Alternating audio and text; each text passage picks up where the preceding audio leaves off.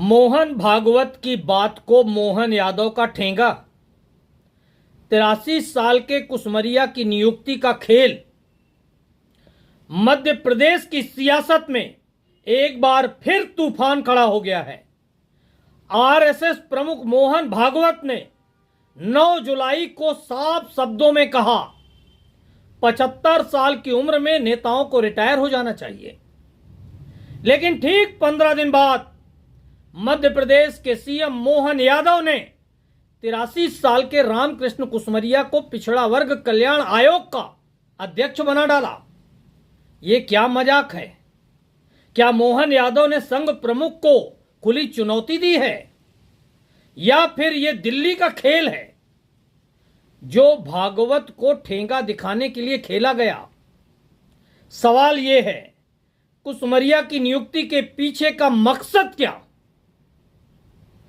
चलिए इस सनसनीखेज सियासी खेल को बेपर्दा करते हैं। मोहन भागवत का फरमान, 75 पर रिटायरमेंट। 9 जुलाई 2025 को नागपुर में आरएसएस प्रमुख मोहन भागवत ने साफ साफ ललकारा, 75 साल की उम्र हो जाए तो शाल ओढ़कर किनारे हो जाओ, दूसरों को मौका दो। यह बयान उन्होंने संघ विचारक मोरोपंत पिंगले की पुस्तक विमोचन के दौरान दिया। भागवत का इशारा साफ था, उम्र हो गई है तो अब कुर्सी छोड़ो। यह बात इसलिए भी अहम थी क्योंकि खुद भागवत 11 सितंबर को 75 साल के हो जाएंगे और पीएम नरेंद्र मोदी 17 सितंबर को। विपक्ष ने इसे लपक लिया और कहा, मोदी जी अब संन्यास का समय है। लेकिन बीजेपी ने जवाब दिया कि उनके संविधान में 75 साल का कोई नियम नहीं। अमित शाह ने तो साफ कहा, मोदी 2029 तक पीएम रहेंगे।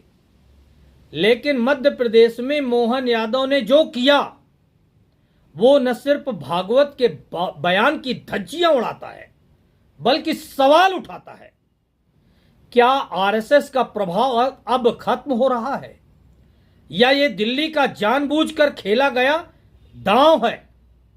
83 साल के कुसमरिया की नियुक्ति सियासी तमाचा।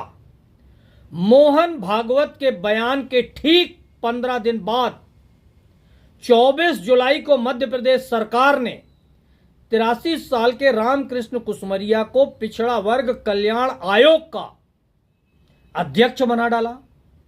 अरे ये क्या माजरा है? 75 साल में रिटायरमेंट की बात करने वाले भागवत को मोहन यादव ने खुलेआम ललकार दिया। कुसमरिया जो शिवराज सरकार में मंत्री रह चुके हैं, को इतनी जल्दबाजी में ये कुर्सी क्यों दी गई? मध्य प्रदेश में निगम, मंडल या आयोग में पिछले कई महीनों से कोई नई नियुक्ति नहीं हुई, फिर अचानक 83 साल के कुसमरिया को क्यों चुना गया? क्या ये मोहन भागवत को संदेश है कि आपके फरमान हमें मंजूर नहीं? कुसमरिया ने तो खुद भागवत के बयान पर तंज कसा था, बुजुर्ग हो गए तो क्या करें, कचड़े में फेंक दोगे। और अब उनकी नियुक्ति ने सियासी गलियारों में आग लगा दी। लोग कह रहे हैं ये आरएसएस को नीचा दिखाने की साजिश है। सवाल यह है, क्या मोहन यादव ने खुद यह फैसला लिया या ये दिल्ली के इशारों पर खेला गया दांव है? मोहन यादव को देखकर तो नहीं लगता कि वो इतना बड़ा फैसला खुद ले सकते हैं। मध्य प्रदेश में हर बड़ा फैसला दिल्ली से होता है और मोहन यादव सिर्फ उसकी घोषणा करते हैं। तो क्या दिल्ली ने जानबूझकर कुसमरिया को कुर्सी दी ताकि मोहन भागवत को सबक सिखाया जाए? आरएसएस और बीजेपी के बीच तनातनी कोई नई बात नहीं। 2024 के लोकसभा चुनाव से पहले भी नेतृत्व को लेकर मतभेद की खबरें थीं। भागवत का 75 साल वाला बयान कुछ लोग पीएम मोदी पर इशारा मान रहे थे। लेकिन कुसमरिया की नियुक्ति से साफ है, दिल्ली आरएसएस को यह बता रही है कि 75 साल का फार्मूला सिर्फ लाल कृष्ण आडवाणी, मुरली मनोहर जोशी, यशवंत सिन्हा और जसवंत सिंह जैसे वरिष्ठ नेताओं को साइड करने के लिए था। अब जब मोदी और भागवत खुद 75 के हो रहे हैं तो ये नियम क्यों नहीं लागू? आरएसएस वर्सेस बीजेपी सियासी जंग का नया मोर्चा बन गया है। मोहन भागवत का बयान सिर्फ एक बयान नहीं था, यह आरएसएस की उस विचारधारा का हिस्सा था जो नई पीढ़ी को मौका देने की बात करती है। लेकिन बीजेपी ने हमेशा आरएसएस की सलाह को अपने हिसाब से तोड़ा और मरोड़ा है। 2014 में आडवाणी और जोशी को मार्गदर्शक मंडल में भेजा गया, लेकिन जब बात पीएम मोदी की आई तो अमित शाह ने कहा कोई रिटायरमेंट नियम नहीं।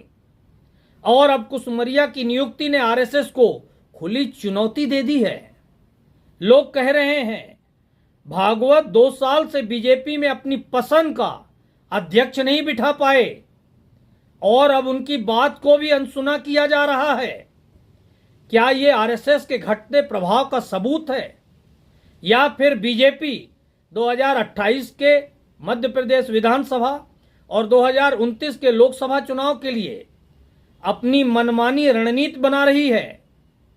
सवाल यह भी है, क्या 83 साल के कुसमरिया कुर्सी संभाल सकते हैं तो 75 साल में रिटायरमेंट का ढोंग क्यों? जनता का सवाल और बीजेपी का जवाब। मोहन भागवत के 75 साल वाले फरमान को मोहन यादव ने 83 साल के कुसमरिया को कुर्सी देकर धूल चटा दी। लेकिन सवाल वही, ये फैसला मोहन यादव का था या दिल्ली के हुक्म का?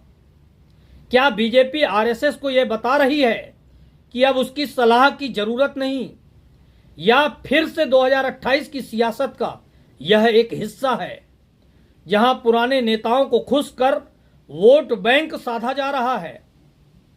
जनता पूछ रही है, अगर 75 साल में रिटायरमेंट जरूरी है तो 83 साल में कुर्सी क्यों? और अगर आरएसएस का प्रभाव इतना कमजोर हो गया है तो बीजेपी का वैचारिक आधार क्या बचेगा? इस सियासी तमाशे पर अपनी राय कमेंट्स बॉक्स पर जरूर बताएं। इस वीडियो को लाइक, शेयर और सब्सक्राइब करें ताकि सियासत के ऐसे खेल आप तक सबसे पहले पहुंचते रहें।